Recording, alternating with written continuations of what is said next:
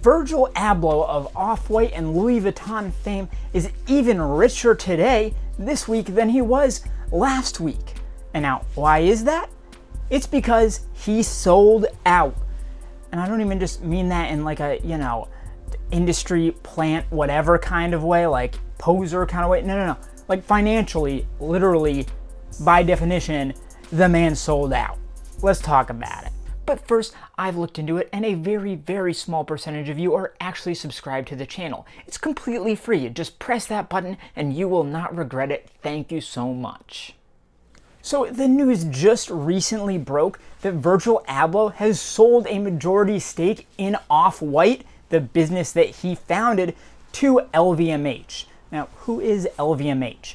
They're like a corporate behemoth. They're massive. They're a huge luxury conglomerate, not just luxury, they own all sorts of stuff. So LVMH stands for Louis Vuitton, Moet Hennessy, so like liquor and fashion, but they don't just own those businesses, they own a million underneath. I believe it was when Virgil Abloh became creative director for menswear for Louis Vuitton that LVMH actually bought a minority stake in Off-White. But now it has been announced that Virgil Abloh has sold a majority stake in Off-White, and that equates to, I believe it's 60% that LVMH now owns. Now, that's a big deal. Remember, I said Virgil Abloh literally sold out. And here's the difference. It's because there is a huge, huge difference between a majority stake in a company and a minority stake. Previously, before this announcement, Virgil Abloh owned the majority of Off-White. Now, what does that mean? It means that he had complete final creative decision and business decision over everything that business did. Now with LVMH in charge, they have the final say. So it's a massive, massive change in how this company is going to be run. Now, do I think this is a good thing or a bad thing? That's where it gets a little bit trickier, and I could see the arguments either way. So Virgil, he has honestly been doing great work at Louis Vuitton, and it's been pretty clear to me that that is where his heart has been as of late. Like, the most creative stuff, the most interesting stuff that he's been putting out has been at Louis Vuitton, and much less so at Off-White recently. So to me, it honestly really only makes sense that he's taking a further step back from Off-White and deeper into Louis Vuitton, because it just seems to be where his interest lies right now.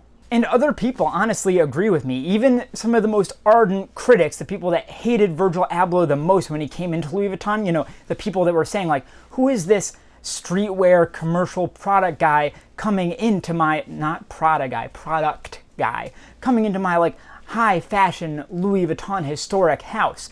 But especially the past couple seasons, he has been winning those people over with just off the walls, boundless creativity, and it's been really impressive to see. But as I said, as that has gone on, Off-White has been seemingly fading more and more into the background. It's been much more product focused, I would say, and much less creativity focused or fashion focused. And I'm guessing that's only going to continue now with LVMH having the final say and owning the majority of the company. And obviously there was nothing outright said about this, but I think it only stands to reason that Virgil Abloh is going to have less and less to do with Off-White as time goes on. It's just historically happened, even with LVMH and other designer-owned brands. So think about when they brought in John Galliano to Dior.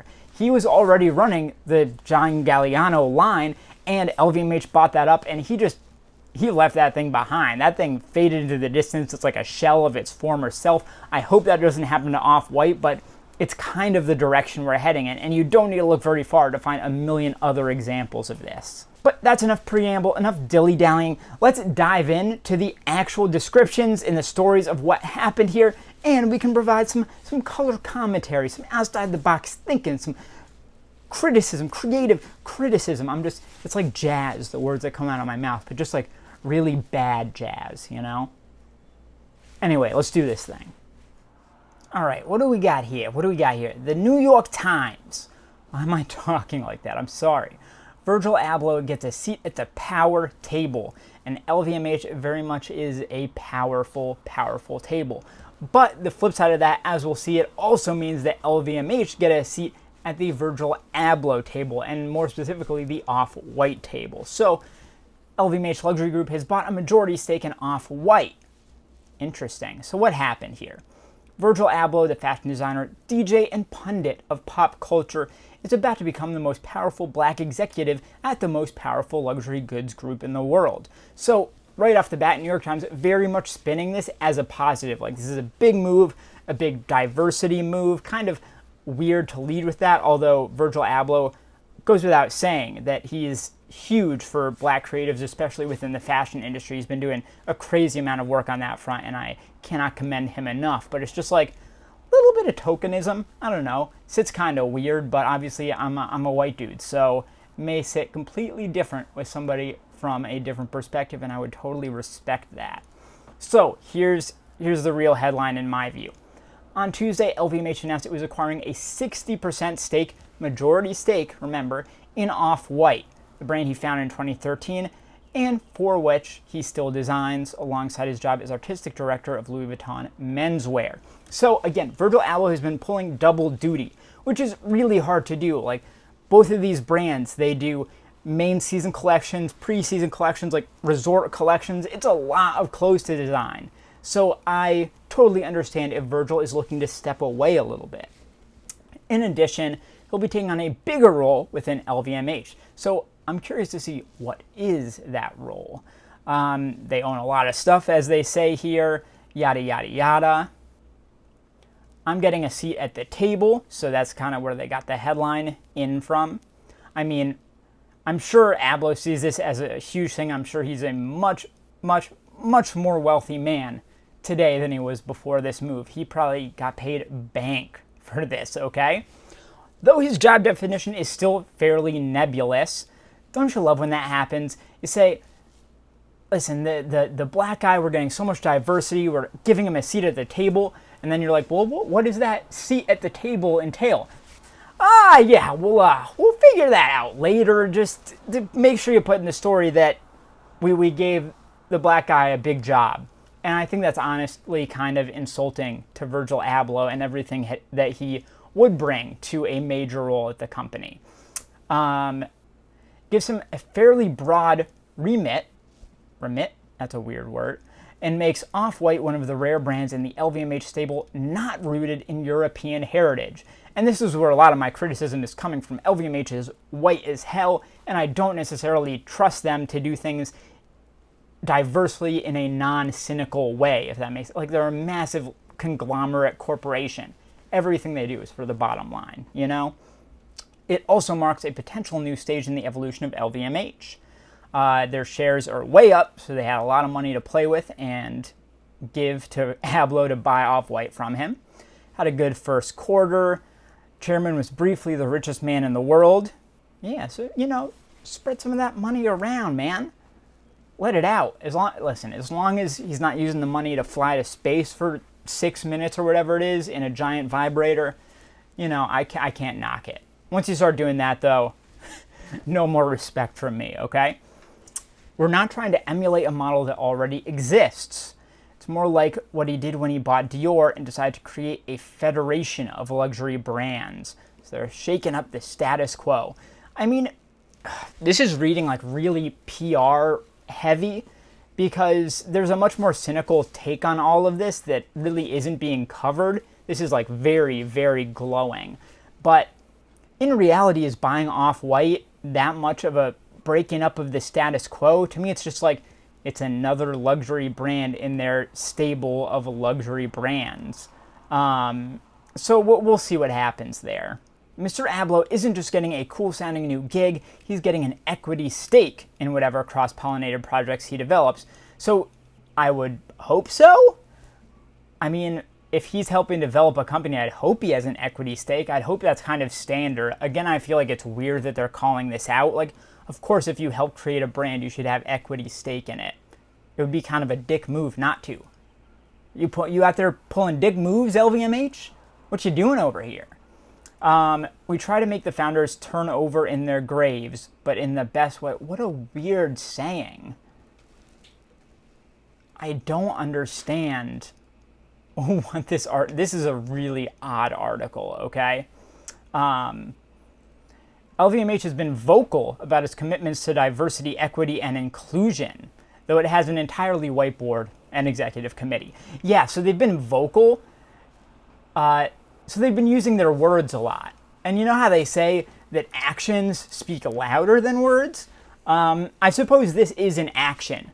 Though again, keep in mind that they're not actually outlining what Virgil Abloh's new duties are. So again, it's kind of still more words. Very vocal over there. The action, though, not so much. The new arrangement is part of a flurry of activity, which is true. They bought Tiffany last year in the largest deal in luxury. Last week, they said they were taking a minority stake in Phoebe Philo's new namesake venture, formerly from Celine. So that's pretty exciting, honestly. Yeah. They're opening a Dior spa. Great. Is Kim Jones just going to, like, lather you up and with oils and give you a nice massage? Maybe Travis Scott will, like, rap for you or something, you know? The deal also positions Off-White, which is most famous for his ironic deployment of quotation marks. I mean, I guess that's fair. That is what they're very famous for what Mr. Abloh terms generational growth. And this is actually an interesting saying. So I'm sure he's at least in part talking about that idea within black culture and paying it forward, because that's generational growth is not something that has historically happened within black communities, which is super messed up and something that definitely everyone should be pushing to change. But also, I'm curious if he means this for Off-White as well, because what this points to for me is that he may be saying we need a new generation of voices, perhaps a new generation of designer to start designing for Off-White, which would be the very interesting move for me. I've kind of been of the opinion for a while now that that is something that he should think about and focus more on Louis Vuitton. So we'll see where that goes. So this is interesting, though. Off-White, the company, will still be operated by New Guards Group, who formerly, I guess, owned it and probably still owns some portion of it. Off-White LLC, which owns the trademark, will be incorporated into the LVMH Fashion and Leather Goods Group. That's a really weird arrangement that I don't think will hold. Maybe they're just trying to kind of appease the New Guards Group and not piss them off, but I can't see LVMH buying Off-White and not taking on more of the operational responsibilities for it. And here's what I was talking about here. LVMH has a history of acquiring or buying a minority stake in the personal brands of the designers it hires to work with its heritage labels. So, again, here we go. John Galliano, when he was at Dior, Marc Jacobs, who was previously at Louis Vuitton and whose brand is still part of LVMH, and J.W. Anderson, now at Loewe. LVMH also owns apparently a minority stake in his namesake brand, J.W. Anderson. However, Off-White is apparently the largest such brand that they've ever acquired. 56 stores globally and a presence in 40 countries is pretty damn massive. So I'm sure it was a weighty deal. Virgil said that he hopes the deal will ensure that Off-White will be on historic corners all over the world for years to come. That would be really sad to see Off-White kind of peter out and just fade into the background, so I certainly hope that doesn't happen. I hope they kind of expand Off-White smartly and hand the reins over to someone intelligently if that is what they decide to do. Mr. Abloh, degree in engineering. They have to call out that he has no formal fashion training. Who does in high fashion at this point? You know what I mean? Beginners relate, actually, oh yes, they interned at Fendi, both Virgil and Kanye West, which is owned by LVMH, so kind of a long history there. And then they call out some of the things that Virgil Abloh has done to like lift up the black community, especially after the murder of George Floyd. Again, great. The idea is to develop a trajectory I wish I had when I was starting out, Virgil said.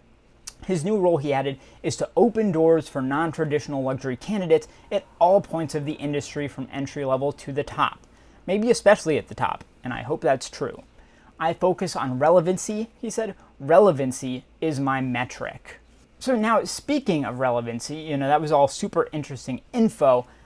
Like I was saying, I think actually his work at Louis Vuitton is far more relevant right now in what it's saying and the creativity it's bringing within the fashion scene than Off-White. And I do want to show you guys some examples to really highlight that. So I just want to do a quick comparison. Let's look at the past 2 seasons from Louis Vuitton and the past 2 from Off-White, and I think you'll see why I think it was the right move for him to focus more in on the LVMH Louis Vuitton side than the Off-White side.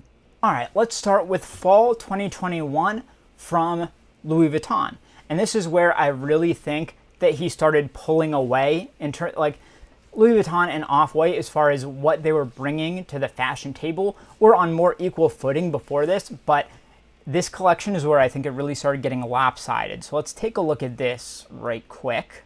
So he was playing a lot with like aviation here, a lot of really crisp, interesting tailoring, really interesting decisions, very modern fit on the pants. Just every single piece here has a really unique twist and is telling a really unique story. Like this pinstriped like suit vest, it's also like military body vest, is so interesting. The gloves, he is working on kind of just another level here that we hadn't seen from him before, I'd say. Like, especially when it comes to this tailoring, he's really setting himself apart on a level that we just hadn't seen from him before.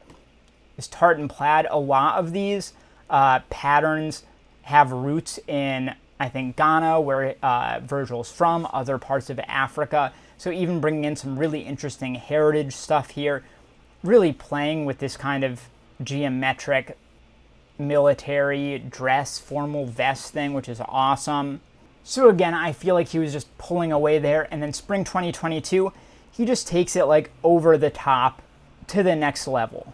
Like, this is the work of somebody who is bursting with so many ideas that he doesn't even know what to do with them. The fits, the way he's combining track elements with formal suiting elements, is super interesting, especially when you consider the kind of, you know, streetwear scene that he came from.